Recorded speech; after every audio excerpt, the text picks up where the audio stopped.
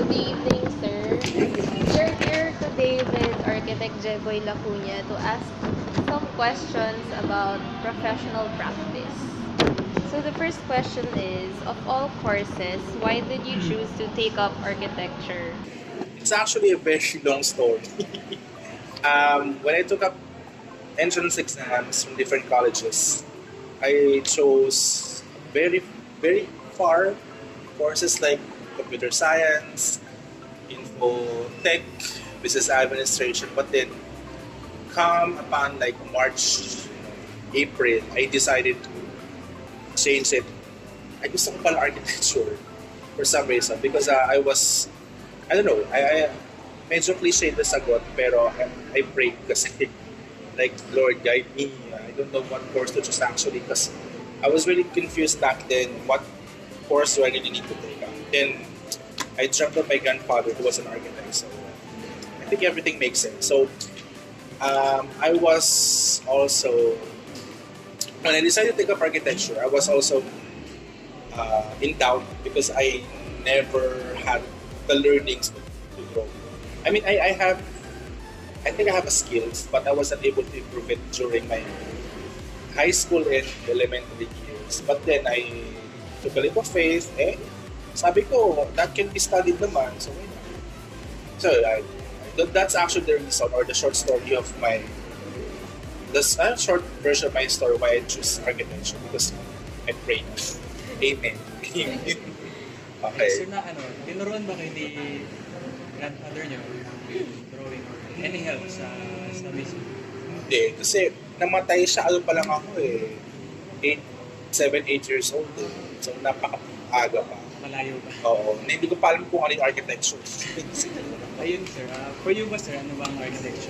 Architecture to me is actually maano yung sagot ko dyan siguro, architecture to me is a manifestation of culture, bonding in the life of people.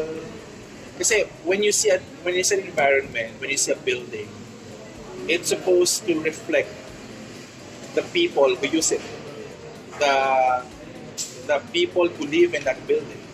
If you can see like what we have in Manila is, or what we have in the Philippines is different from what we see in the other countries. We have other countries in Southeast Asia which are like basically similar to what we see here, but still they have different characters. So architecture is not only about buildings, it's more than that. It's creating a space, it's not just about creating a space, but creating a life inside that space. So because of that, there's a chain reaction where it translates to space until to the culture, as I said earlier, and the reflection of the people who live in it. So the third question is, in what company or firm were you employed after you became a registered and licensed architect? And how many years did you work in there? Okay, so there's also backstory on that question. Ever since I was a student or a college student, I decided that I wouldn't be employed. I'm not into the concept of corporate. I'm not the type of person who wants to be employed forever. I want to have my own time. Whenever I don't like to wake up so early just to please everyone, to please the boss. So the company that I'm actually working for is actually our own company. My dad is building. My dad built it up. It's a small construction company based in Quezon Province. So when I decided to, after I got my license years back, wala na usap-usap. Sabi ko, it's makes sense because our company is me, architect, my brother is an engineer, and then my dad is the contractor. So it's a perfect match. So there's no no brainer. I need to do it kasi yun nga. At the same time, I'm the own boss of my own department. So I get to oversee the entire project. Not kasi pag employed ka, most likely, especially if you're employed in a big company, you are only focused on that kind of aspect. Production ka lang, pag-conceptual ka lang, project management ka lang. Pero whereas if in my case, I get to see the entire experience. So, hindi lang natatapos yung work sa drawings. What's more crucial is after that, which is like the construction or the management setup. So, how many years? Yeah. More than 4 years and counting. Lifetime na yun.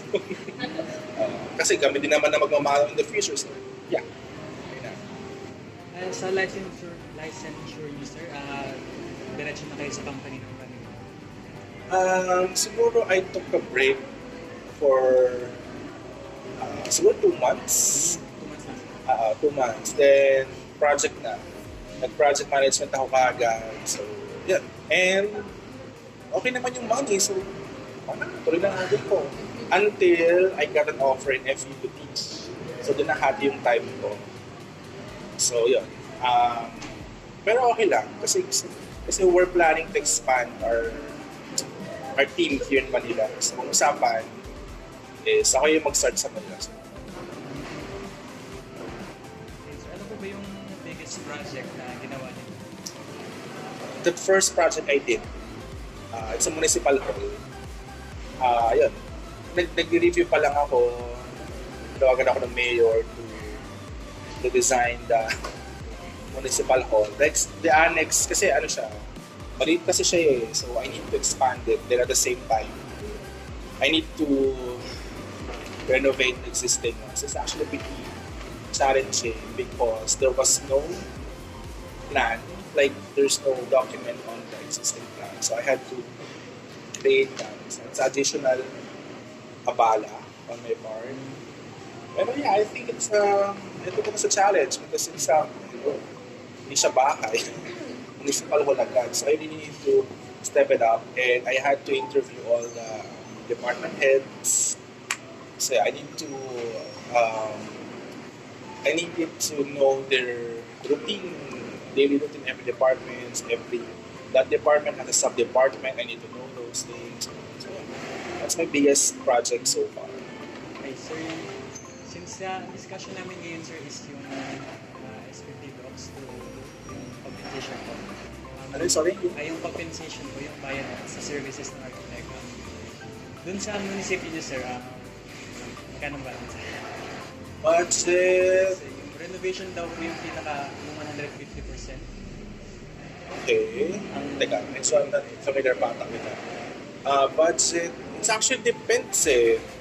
Kasi it depends on how big the city or the municipality. So sa amin kasi, it's a class D. Class D, sabi natin class D municipality. It's a multi-million, pero not that many. But still manageable. It's actually doable man. But yeah, that's the only I can say. Multi-million. It's mabigat pakinggan na pero pag narinig nyo, okay. Multi-million nga. Sige. Next question, what is your starting salary rate as a fresh graduate? Yung typical rate for a fresh grad. I believe that the rate today, nowadays, in a fresh grad is much, much higher than what I had. I graduated last 2011, so 8 years ago pa lang yun. My salary was around, sige na, 9.5. 9.5 for like a month. Pero after, let's say, 3 months, I got promoted twice. So, tumaas naman, like, from 9 to 12. Mga 12. But then I decided to resign because, I don't know, I need to have my, I thought that there's no growth there. Like, it's an engineering firm eh. So, my main job was to secure utilities. Specifically fire protection. So sabi ko no, it's not actually for me. I just needed that to understand more the utilities aspect of it. Yeah. That's usually the typical starting salary during that time. 8 years ago lang yun. Ang alam ko ngayon, siguro around 15 to 16, 2017, I guess. Medyo ano na yun, for me. Malaki na siya for starting, I think. So, do you take freelance projects po, sir? Yeah. I take freelance projects, especially I had some fit outs, if you're familiar with the term, condominiums. I like dalawa na ba here in Manila. It's something like it's not affiliated to our company. It's a different project. And yun. My friend is also contractor, so it's a different contractor naman. So yun, that's okay din. Kasi if there's an opportunity to do a project, regardless of the company you're affiliated with, so why not? It's part of you. It's part of you growing up. It's part of a challenge. It's you just take it, grab everything. So, was there any chance that you turned down a project, and if so, what was the reason? Yeah, I turned down several projects because of the time. Both of my part and from the owner. Because there are other clients who were like, how should I say this? Who approached me, who wants me to design the building. I even had a project a hotel, but I declined it because the requirement was too short, like 2 months.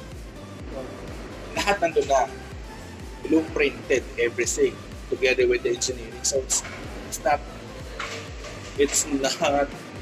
ideal. It's not good. Kasi I told him that if we cannot secure the quality of the building, if you want that fast, because it's not really.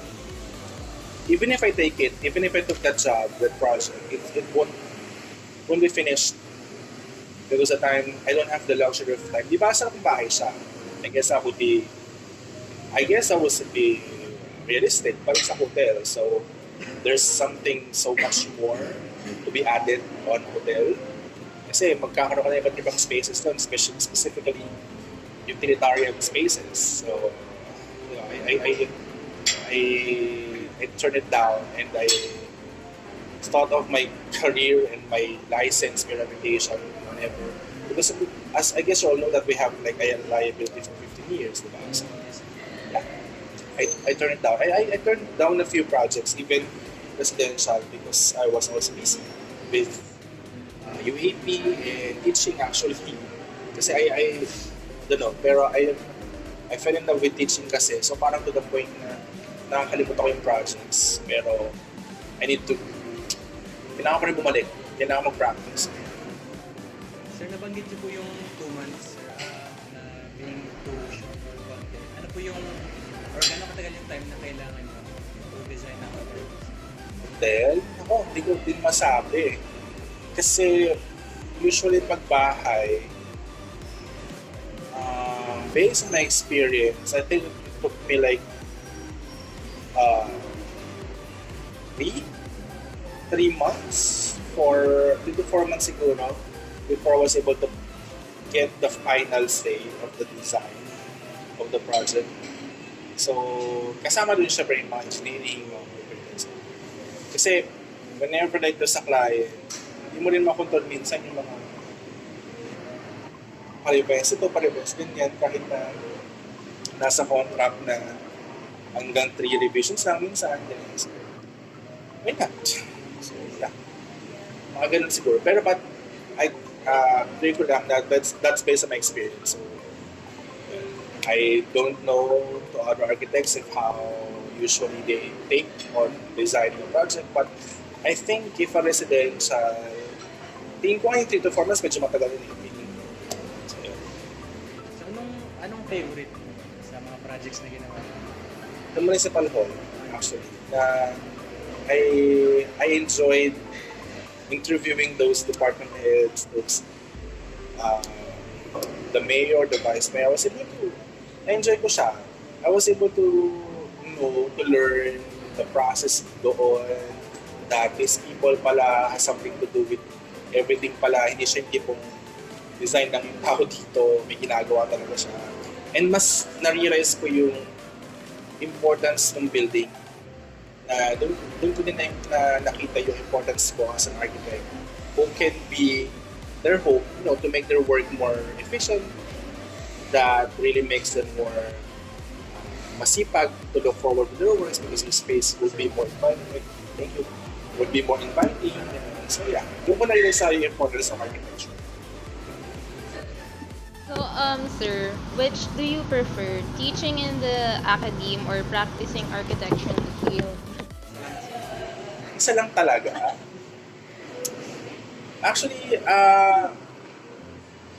I took up architecture because I want to be an architect. So, if I had to choose one, that would be practicing still. Pero it takes a lot of courage kasi to be an architect. Kasi everyone can be an architect, but not every architect can be into academia. Kasi I think it's hard, and not every architect can relate to students. Kasi I think it really takes skill, or I think it's a gift. If a professor can connect with each and everyone, with students. Kasi if the actually ako I admire, kasi on the academe, I have a high respect to professors. Kasi it's I don't know, it's more than just teaching. It's more on they giving their time to the future architects. Instead of practicing architecture, they decided to give their time to other people who can benefit from what they know. So, yeah, nagkaroon ako ng high regards to this. Sabi ko, I want to be a teacher as well. Kaya, mahirap siyang piliin, pero yeah, I said, I still need practice. Kasi I wouldn't be an architect if I think lang naman that I need to practice architecture for me to call myself as an architect. With all due respect to those full-time faculty. I mean, baka magkaroon ako ng controversy. Lalabas namin yung video, sir. Ano na? Lalabas namin sa Oo nga pero I love you all. Kailang naman. May patigit mo natin yung video. Ano? Third floor. Sir, saan po kayo nag-intern, sir? Anong company? Company niyo? Intern, you mean work ko bago mag-board exam? Yes, sir. Yung 2 years ko. Palipat-lipat ako eh. Kasi diversified. So, I need to, although you have a choice naman to stay the company for gusto nyo. Kaso kasi ako, for example, I took up that company na engineering. Kasi I need to know, for me, personal experience lang din to know how does it work in the real world, the construction, management, blah blah blah. Then I worked in an architectural firm. The name is Lewis and Associates. Our principal architect was a former dean of UP College of Architecture and then a former UP National President. And the firm is specialized in hospital design. So our projects were more on hospitals. So I was able to travel to different hospitals. I've worked with Asian Hospital, Lung Center, National Kidney, Belen Medical Center. So, and if there's other than hospital, we also did with residential projects of the medical director of that hospital. So hospital pa rin siya. So yun, I work in a design firm, architectural firm. Then I work in a developer, Llemuel Land Corporation, if you're familiar with that. It's a subsidiary of Ayala Land Corporation. So I was able to learn on more on the project management. So kaya ako palipat-lipat. So 3 companies siya. So yun, I was able to engineering, to design, and more or less project management. So yun yung mga companies that I've worked with in order for me to have a diversified experience for board exam. Sir, out of dun sa 2 years na nag-intern kayo, anong skills and or yung memorable experiences yung pinaka-notable in those 2 years na nag-intern kayo?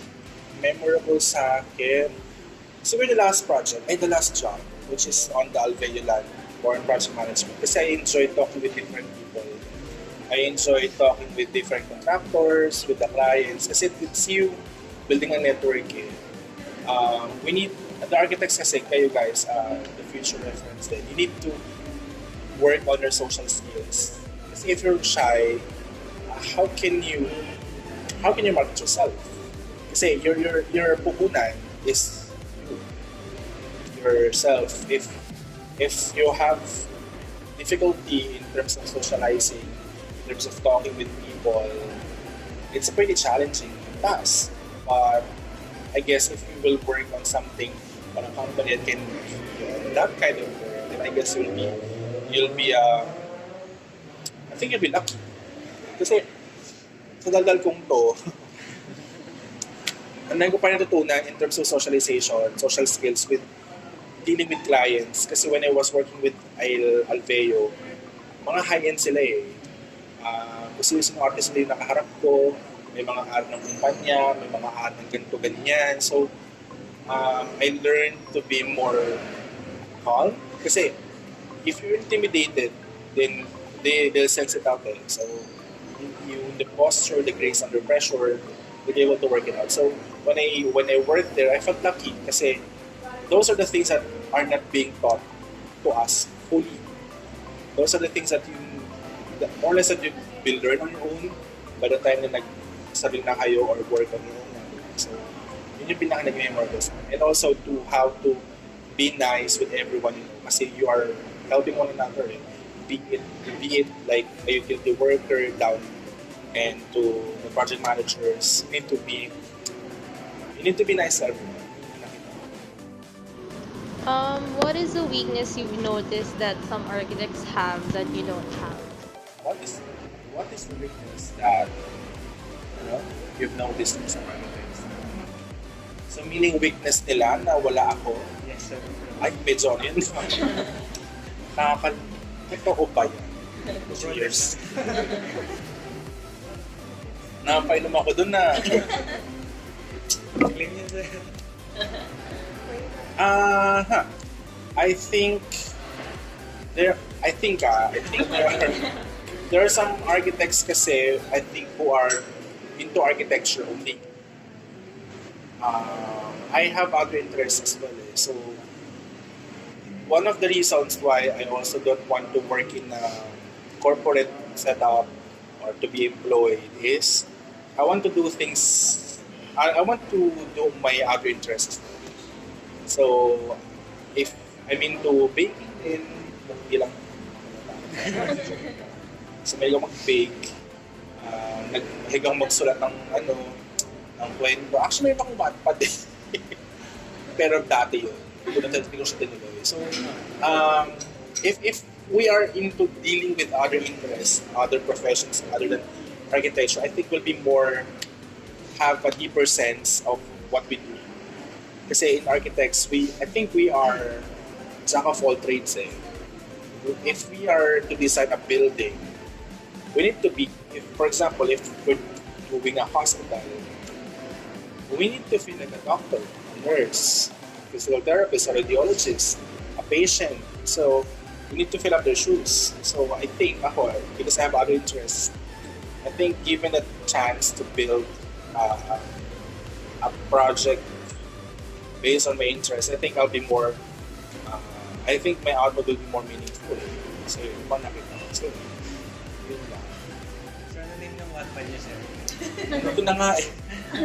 Matagal na siya, 2013 pa. Ito na nga yung password ko. Kasama to? Saan? Kasama ko to? Lalagyan namin, display namin, sir. Hey, sir. What skills serve you best in your architecture career? So, except yung na-mention yung nakalina na... Okay. Hirap ng tanong na yun. Tingnan lang. What skills serve you best in your architecture career? What skills serve you best? I enjoy conceptualizing eh. So I think yun yung masasabi kong skills na best ko aside dun sa social skills. Kasi when I got the chance to design a project for real, alam mo yun, yung alam mo, pero parang sure ba ako dito? Ganyan. Kasi itong project na to, so, totoo na ba to? Ganyan. So, doon ko na-enjoy. Like, pag nakakatag na pang building na parang tinayo lang, ayoko, kailangan, I'm an architect, so I need to see the maximum potential of this building, of this project to maximum potential of the project to benefit for the users. So, with all due respect sa mga sabi kong tinayo lang, I don't know. Siguro the architect yun, nag-design yun. So, mga ganyan. So, yun. Anong buildings yun, sir? Hindi na alam eh. Madami. Anong malapit dito, sir? You be the judge. So as an undergraduate student of architecture, what were your expectations for what awaits you outside the university, and were these expectations? My expectation, yumaman. Yumaman agad. Nakala ko, like, I think the same condition to other people, na pag when you're an architect, mayaman. Pero no. No, not really. Hindi siya, hindi eh. Medyo nakakalungkot, no? Pero, yun yung akala ng lahat. Pero hindi. Kailangan paghirapan siya.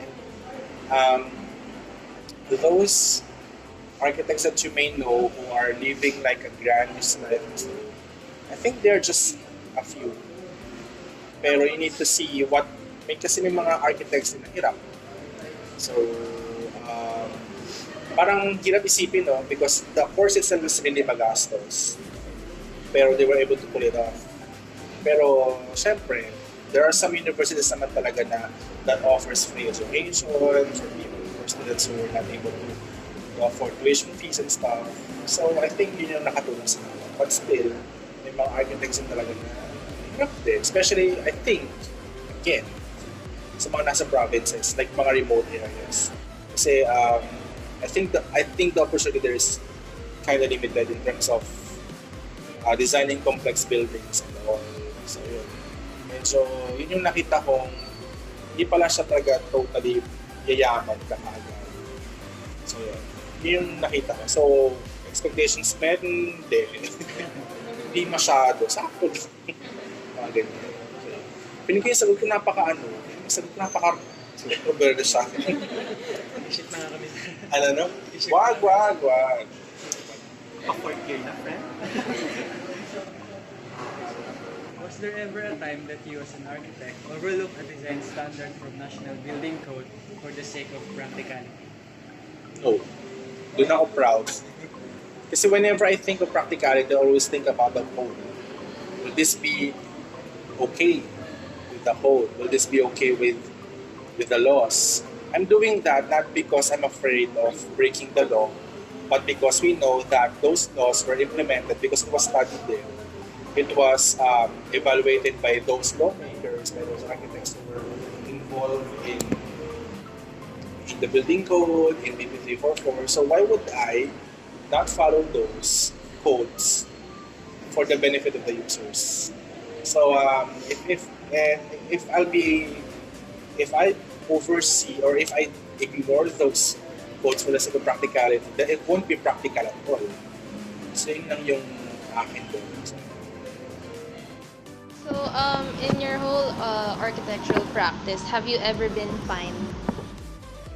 No, Okay lang. not yet. Ayoko. Ayoko. Yeah. So, daling sagot no, yun na yun. Okay, sir, ito sir. What is your opinion regarding civil engineers na nagsasign ng architectural plans? Hanggang ngayon sir, sa Facebook mo namin. Personally, nakakainis ng dugo. But we need also to think, hindi lahat ng engineers gano'n. Yung mga engineers, with all due respect, na nakikita natin sa social media, sila na yung maingay. But there are plenty of engineers who have the respect we deserve, who give the respect that we deserve. I think yun siguro hindi nakikita ng iba. But yeah, maraming engineers respeto pa rin sa architects. And they know the limitations. Kasi I think other engineers, with all due respect again, um, I think they have a hard time distinguishing the difference between the work of ours and the work of theirs. So I think kulang lang sila sa paliwanag of what we actually do. So yun yung nasasabi. Although, nakit ang ulo, but we have something to do, we need to do something about it for them to understand what we actually do. So next question, if a structure failed or collapsed, who is the most liable? I can't answer that directly kasi it has to be investigated. If it if it collapsed because of the plan or the design, then I guess we know who will be responsible. But if the design is correct, but the implementation of construction has lacked something on that, then I guess we know who will be at fault. So hindi ibig sabihin na collapse sa engineer gagaling sa hindi. Paano kung finalware yung design? So, we don't know for sure. So, yun siya. What is usually your role when you have a project? Sa architect of record, sa construction po, or as a consulting architect? Most of the time, I'm the architect of record. Most of the time. But since we're in the design build projects, I design build setup. There are times na ako din nagmamanage yung project. So, yun. Pero technically, architect of record ako usually. So, nagiging architect in charge of construction na ako kapag the project is being, kasi we usually do government projects like 80 or 3/4 of our projects are government projects. So, yun ako naging architect in charge of construction if the design came from DPWH or any related government agencies. So, yun. Malakas pakita sa government sphere. Malakas pakita. Ibang usapan niya. So, can an architect create all the plans and just look for the signatories? Personally, no. Ideally, oo. Ano? Kasi we have our own task. Ito yung gagawin natin. We can't do all of this. Kasi there are separate RA professionals who need to do that. But still, in the reality, I'm not encouraging you, no, but in reality, there are other architects who do the electrical plan, the sanitary layout and stuff, because we know it but still, we are damaging or we are overtake the job of those other professionals. So, parang what's the difference between that and to the engineers who do our job, diba? So, yeah, ideally no. So ako, hindi ako nagpapa-firma lang, honestly. Kasi kahit alam ko siya, mostly, I need the engineer to do it. Kasi mas alam niya yun so mas secure ako. Diba? Especially the computation of loads in electrical, especially the computation of volume of water, sanitary or master plan system. Ito sir, what is your opinion regarding non-architects that create plans that are supposed to be done by architects? Ay, naku. Yung hindi naman civil engineers, for example. Teka, nag-iisip ako Ang haba ng hugot ko siya. They need to know what they're going into. Kasi I think people design buildings who's supposed to be the architects simply because they think it's just about design, it's just about aesthetics. But no, it's not. I think at your age you may already know ano yung gawa ng architect. Hindi. So, yun. as much as possible, inaano ko sa sarili ko, kinakalma ko kasi wala mang mangyayari kung magreklamo ako eh. I mean, sa sarili ko. It has to be done in a proper venue, in a proper platform, but still, it's hard. It's hard to just to impose to everyone na ito the architects. Kasi even the architect students, with all due respect sa inyo, there are some na gumagawa ng plan. Because my tita called me up and said, sir, argue naman, so design it. Siyempre, sa student, it's an opportunity for you to experience in it. Diba? So, why not? Hindi ko rin masisi. But you know, you have to think that you're also breaking the law. Something like that. Na you're also helping the architects na lalong hindi siya mag-work. Kasi kayo mismo, hindi ko sasabihin kayo, pero may ibang estudyante kasi na ano. Pero, hindi ko siya masisi. Kasi, kumbaga parang naging biktima niya siya ng ng reality. So, yun na, kailangan maging conscious siguro. Nung artist student tayo, for example, I think hindi ako dapat talaga. Pwede nang tanggapin yun, pero it has to be mentored by an architect. So yun, pwedeng maging ano yun. Pwede siya maging okay, kasi mentor siya ng architect. So, yun nga lang, pipirma doon si architect kasi siya yung authorized. So, Do you increase your professional rate every time a client demands revisions? Yeah, pero ang hirap. Minsan, pag-iisipan ka mga ganyan. Basta usaping pera, si client, matalas ang yun. Kasi pera naman hindi mo din masisi. Pinaghirapan nila yun. Kaya lang, they also need to think that, it's an investment Bahay yan structure yan. It's a long-term investment. So, you need to spend talaga. And for us naman to work, and for us to feel that we're not neglected in what we do, we really need to value up ourselves. So, we need to increase our professional rate sometimes kapag it demands a revisions. Lalo na kung nag-extend ang revision. Like, for example, 3 revisions na. Pero pag apat, 5, kada every change, may katapat na pera yun. Especially sa construction. Sa construction kasi yun, doon lalo nagkakaroon ng mga instant, dito na lang kaya architect. Dito na kaya, kinonstruct na. Nahulma na yung ceiling. Mga ganyan, pa na lang pala. Kung kaya, why not? Pero you have to stand underground then if it's not really doable. Kasi it will change ang domino effect So, yun. Kung kaya dito, pero may katapat na ba? Yun yung mga shop process na sa atin. How about when a client asks you to rush in doing the plans? Gano'n ka-rush yung gawa niyo? If it's rushed, I still need to weigh in If it's doable, rush is doable, why not?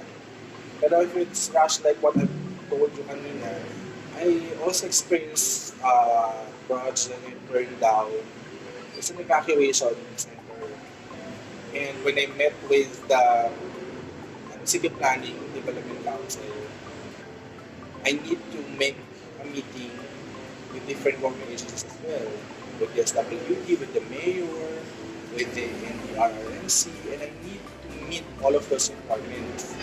Pero they gave me only 2 weeks. To plate lang, di ba? Parang I turn it down. Kasi by logic, by idea, siya dapat yung last standing building. Kasi it's an evacuation center. So, I turned it down because of the time. Although it would be really beneficial to myself kasi it would be challenging pag turn it down because sino makakagawa for like 2 weeks, diba? Parang kalokohan siya. So yun, kailangan ko siyang wait talaga. So, generally, how much time do you need to create plans? It depends It depends on the interaction with the client. There are some clients who takes forever to reply. But if we have a usual session, I give myself 2 weeks before I present the improved plans and all. So I think depende sa usap talaga. Pero yun nga, I consider it takes me around 3 to 4 months before I sign those plans. Ito, sir. Do you have any tips for architecture students? Okay. Mga 35 minutes to. Tips, paano ba? I saw the importance of us, kasi architects na rin kayo in the future, the importance of us when I got that license, when I was able to see the reality here in the Philippines. We need you in the future. Kasi you have like the fresh ideas and all. So if you think that you're just an architecture student, don't think that way. Kasi kayo yung magbibigay ng innovations. You will bring up advanced technologies to us in the future. So, totoo yung sabi ni Rizal, nasa kapataan ng pag-asa ng bayan. So, ako, I have a high respect with students. Mahanga ako sa mga estudyante na nagtiting architecture. Not because I took it, but because I know it's really hard. So, I hope yung manunod dyan, sa camera.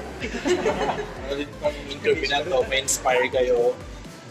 We have a very important job to do. As I've said, what we do is a reflection of the culture, society, the family. It's a reflection of yourself. So, you have that power. So, kung merong Thanos, yun na kayo yun. Dante yun. Kasi nasa atin lahat eh. Yun lang yung, I think, hindi mo siya makita ng tao. But, kasi they thought that it's just about design.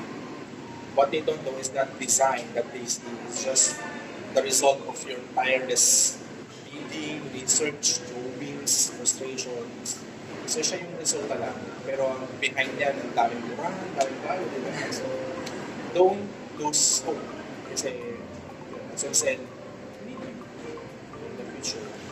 Nag-aaral pa lang kayo, being trained, because you'll be the one who will success, who will be our successor in this field. Tsaka, huwag naman mo natin. You'll be the one who will be make the architecture profession in the Philippines na last. So, huwag kayo manghidang. So, sir, follow-up question. Since we don't have like entrepreneurship classes in architecture, how would you advise us? Like, how do you get clients? How do you sell yourself to your clients, potential clients, to say the least? Whenever I meet someone, I always thought that, hey, this might have a project, this might get something from me. So, I'm an architect, but in a very casual manner. So, I want to hear that I approach her or him for business pleasure. Pero most of the time kasi, minsan nagkayabang, sila yung lumalaki. Minsan ako rin tumatakot, may bawang project na naman. Teka, sa isa. Medyo, yun yung experience ko din. But in terms of me approaching, yun yung sasabi ko, architect mo ako. Ayan, may kailangan kayo, we can make it work, we can work it out. Medyo casual lang talaga. For me, kasi I think the more casual I am, the more relaxed I am. So, mas maintindihan ko siyang kausap, mas relaxed kami. So, yun. And in entrepreneurship, you need to take that class, short class, I guess. Pero pagtapos na kayo, kasi biniling na. Yun yung na-realize ko din na kailangan natin aralin. Kasi I think wala tayong masyadong ganun. Yun yung nag-work na ako sa kailangan namin yun. Bakit wala kami ganun class, like business management or ganyan. Ano yun? Sa mga entrepreneurship. Kasi we're saying, it's a business eh. It's a business that we run on our own.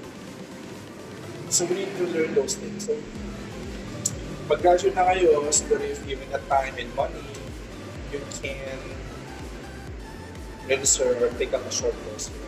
Kasi ako, I'm planning to take one in the future because business is business. Yeah, may questions. Sir, hindi po ba kayo gumagamit ng Facebook ads or something like that? Promotions para sa sarili. T-shirt na may pangalan niyo, sir. Hindi pa. Kasi sir, yung nakikita ko po ngayon yung mga businesses, ang dami pong they promote themselves through Facebook ads, mga ganun. Um, I think there's nothing wrong with that. Kasi social media is the most practical way for marketing. It's free. It's a free platform. So why not? I think magkakataon tayo sa kung paano yung marketing sa media. But I guess so far sa mga nakita kong companies or architectural-related ads, I think wala namang sa akin, I think wala namang ganito. Kasi they're trying to make it out there. They're trying to target themselves and what's the most practical way. It's time kasi social media talaga. So, na-inspire kayo? Yes, sir. Sir, saan mas maganda, sir? Sa FEU or sa... Anong yan? Kainis ko. Hirap yung sa Basta. Basta. Yun lang po yung questions namin, sir. Thank you so much for your time. Thank you. So, baka nanood pa talaga eh. Ay, total of appreciation. Pa? Thank you, my God. Nakakain na ako naman. Oh, thank you talaga. Salamat po, So, sir. salamat din and I hope may mga nakuha kayo sa link. Yes, sir. Kasi yun, medyo real, I think real talk ng views na big. Hindi ko baka controversial eh. So yun. Pero yung sana, yung sa tips, totoo yun, sinabi ko. Okay, thank you. Thank you, sir. Thank you for choosing me and